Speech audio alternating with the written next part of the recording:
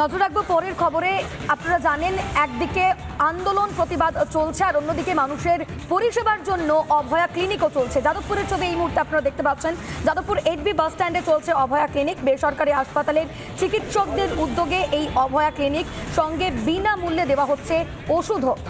রাজ্যের বিভিন্ন প্রান্তে এই অভয়া ক্লিনিক চলছে। শহর কলকাতারও একাধিক জায়গায় এই অভয়া ক্লিনিক চলছে। এই মুহূর্তে যাদবপুরের ছবি আপনারা দেখতে পাচ্ছেন। চিকিৎসকেরা যারা রয়েছেন তারা কি বলছেন শোনাই আপনাদের।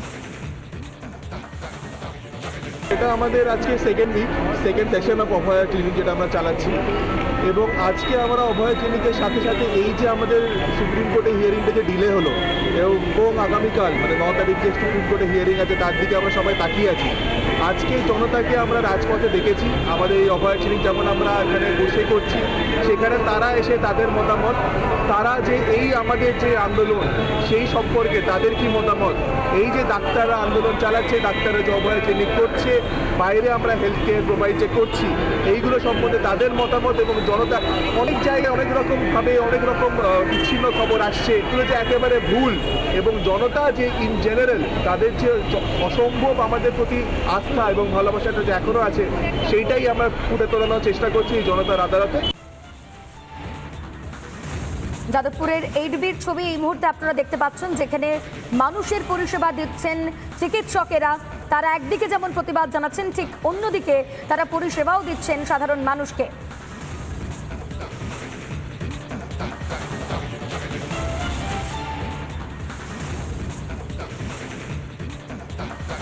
রাজ্যের বিভিন্ন প্রান্তে এই অভয়া ক্লিনিক চলছে। এই মুহূর্তে বারাসতের ছবিটাও আমরা আপনাদের সামনে তুলে ধরবো।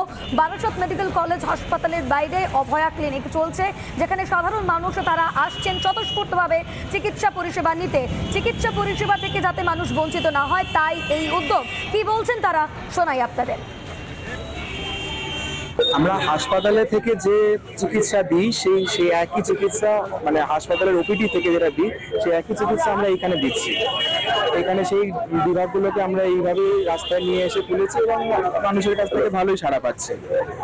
আমরা হাসপাতালের মধ্যে থেকে চিকিৎসা দিতে পারছি না, তার কারণ আমরা হাসপাতালে আর নিরাপদ বলে মনে করি না। কারণ আমার দিদির সাথে যে ঘটনাটা ঘটে গেছে অভয়া দিদির সাথে, সেটা হাসপাতালের মধ্যেই ঘটেছে। সুতরাং আমরা কোনোভাবে মনে করি না যে আমরা হাসপাতালের সুরক্ষিত পাবো। বারাসাতের পর এবার আপনাদের ছবি দেখাই রায়গঞ্জের। রায়গঞ্জ মেডিকেল কলেজ হাসপাতালেও জুনিয়র চিকিৎসকদের বিশেষ হেলথ ক্যাম্প। রায়গঞ্জ মেডিকেলের ওপিডি বিভাগের সামনে রোগী দেখছেন জুনিয়র চিকিৎসকেরা, সঙ্গে বিনামূল্যে দেওয়া হচ্ছে ওষুধও, যাতে কোনো রকমভাবে যারা রোগীরা রয়েছেন তারা বঞ্চিত না হয় চিকিৎসা পরিষেবা থেকে। তাই এই উদ্যোগ। রাজ্যের দিকে দিকে চলছে অভয়া ক্লিনিক। এই মুহূর্তে রায়গঞ্জের ছবি আপনারা দেখতে পাচ্ছেন। যারা চিকিৎসকেরা রয়েছেন তারা কি বলছেন, বা স্থানীয় বাসিন্দারা যারা পরিষেবা নিতে আসছেন তারাই বা কি বলছেন শোনাই আপনাদের। ডাক্তার দেখানোর জন্য আসছিলাম বাইরের থেকে।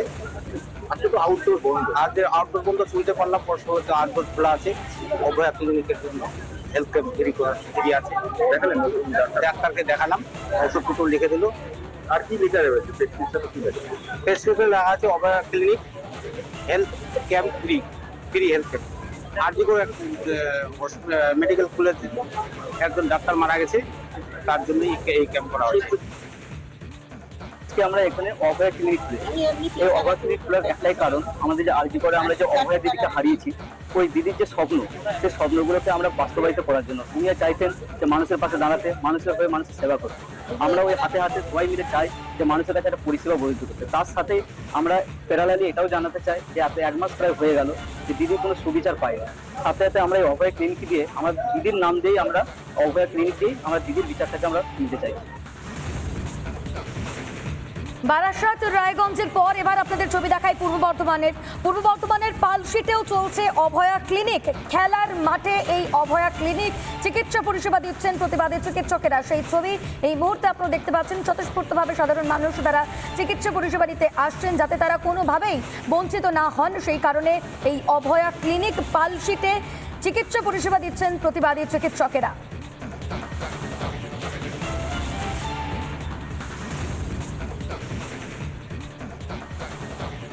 পাশাপাশি তিনটি ছবি এই মুহূর্তে আপনারা দেখতে পাচ্ছেন। রায়গঞ্জ, সেখানে চলছে অভয়া ক্লিনিক, পালশিটি অভয়া ক্লিনিক, এবং এর পাশাপাশি হাওড়া হাসপাতালেও চলছে অভয়া ক্লিনিক। অর্থাৎ রাজ্যের উত্তর থেকে দক্ষিণ প্রত্যেকটি জায়গায় যাতে সাধারণ মানুষ চিকিৎসা পরিষেবা থেকে বঞ্চিত না হয়, সেই কারণে এই অভয়া ক্লিনিক জুনিয়র চিকিৎসকদের একদিকে চলছে আন্দোলন, আর অন্যদিকে অভয়া ক্লিনিক মানুষের স্বার্থে, মানুষের জন্য, জুনিয়র চিকিৎসকদের, প্রতিবাদী চিকিৎসকদের।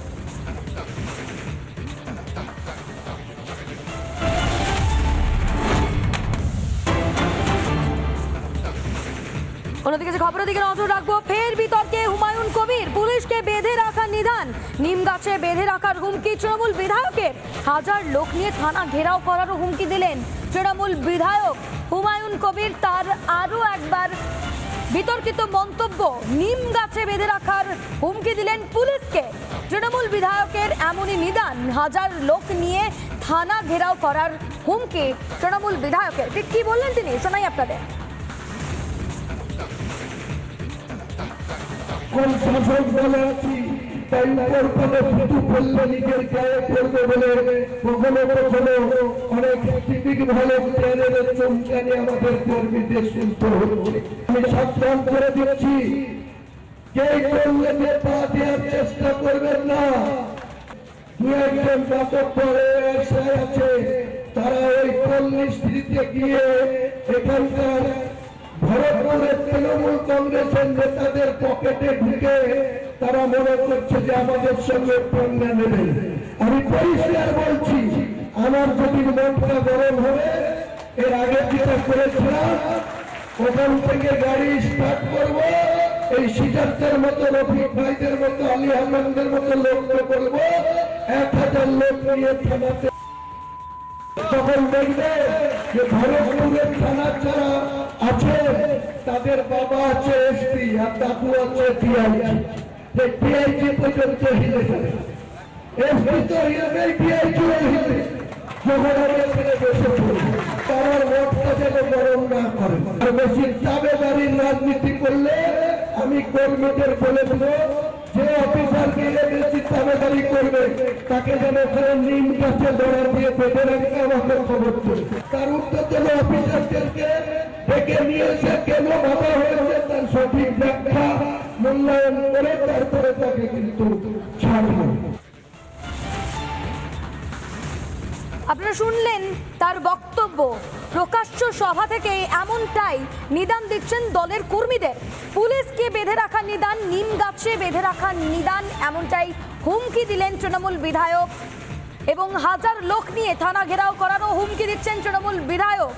শুনুন আপনারা আরো একবার তার বক্তব্য।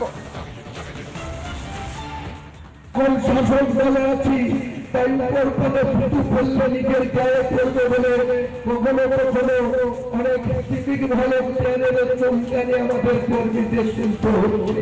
আমি সাবধান করে দিচ্ছি, কে করলে যে পা দেওয়ার চেষ্টা করবেন না। দু একজন ব্যাপক পরে আছে, তারা ওই কর্মস্থিতিতে গিয়ে এখানকার ভারতবর্ষের তৃণমূল কংগ্রেসের নেতাদের পকেটে ঢুকে তারা মনে করছে যে আমাদের সঙ্গে পণ্যা নেবে।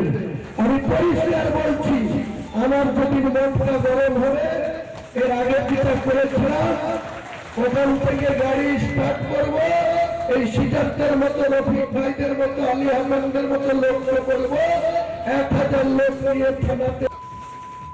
তখন দেখবে যে ভারতপুরের থানার যারা আছে তাদের বাবা আছে এসপি আর দাদু আছে ডিআইজি পর্যন্ত হিলে যাবে। এসপি তো হিলবে, ডিআইজিও হিলবে। এই মুহূর্তে আমাদের সঙ্গে রয়েছেন টেলিফোন লাইনে গৌরী শঙ্কর ঘোষ, বিজেপি বিধায়ক। স্বাগত আপনাকে রিপাবলিক বাংলায়। এই যে হুমায়ুন কবির একের পর এক তার মন্তব্য এবং প্রকাশ্য সভা থেকে তিনি এরকম কথা বলেন, এবারও তিনি যা বলছেন তা অত্যন্ত নিন্দনীয়। তিনি বলছেন যে পুলিশকে বেঁধে রাখা হবে, নিম গাছে বেঁধে রাখা হবে, এমনকি থানা ঘেরাও করা হবে হাজার লোক নিয়ে। কি বলবেন এই বিষয় নিয়ে? দেখুন, এর পূর্বেও বলেছি, এখনো বলছি, তৃণমূল কংগ্রেসের কোনো নেতা তারা আইনের তোয়াক্কা করে না, ভারতীয় সংবিধান মানে না। রাজ্যের মুখ্যমন্ত্রী, পুলিশ মন্ত্রী, তিনিও এদের বিরুদ্ধে কোনো পদক্ষেপ নেন না। তাই তৃণমূল নেতাদের এত বাড়বাড়ন্ত। তারা কখনো বলে হিন্দুদের কেটে গঙ্গা জলে ভাসিয়ে দেবো 2 ঘন্টায়, কখনো বলছেন বিজেপি বিধায়কদের ঠ্যাং ভাঙবো, কখনো বলছেন পুলিশদেরকে নিম গাছে বেঁধে রাখা হবে, থানা ঘেরাও করা হবে। এই যে তৃণমূলের অসাংবিধানিক কথাবার্তা, আইনকে বুড়ো আঙুল দেখিয়ে কথাবার্তা এবং হিংসাত্মক কথাবার্তা, যা সমাজে হিংসা ছড়াতে আজকে উৎসাহ দিচ্ছে, তাদের দিদিমণির অনুপ্রেরণায় যেমন আজকে সব জায়গায় দুর্নীতি, ঠিক তেমনি ভাবে হুমায়ুন কবির মুর্শিদাবাদ জেলায় আজকে এখানে হিংসা ছড়াতে ব্যস্ত। তিনি পুলিশকে গাছে বাঁধা নিদান দেন, এমএলএ ঠ্যাং ভাঙতে বলেন। এটাই তৃণমূলের কালচার, এটাই সংস্কৃতি। আমরা একে ধিক্কার জানাই, এর নিন্দা জানাচ্ছি এই ধরনের বক্তব্য। একদমই গৌরীশঙ্কর বাবু, আপনাকে অনেক ধন্যবাদ। আমাদের সঙ্গে ছিলেন বিজেপি বিধায়ক গৌরীশঙ্কর ঘোষ এবং যে মন্তব্য করেছেন হুমায়ুন কবির তার তীব্র নিন্দা জানালেন তিনি। পুলিশকে বেঁধে রাখার নিদান এবং হাজার লোক নিয়ে থানা ঘেরাও করার হুমকি তৃণমূল বিধায়কের।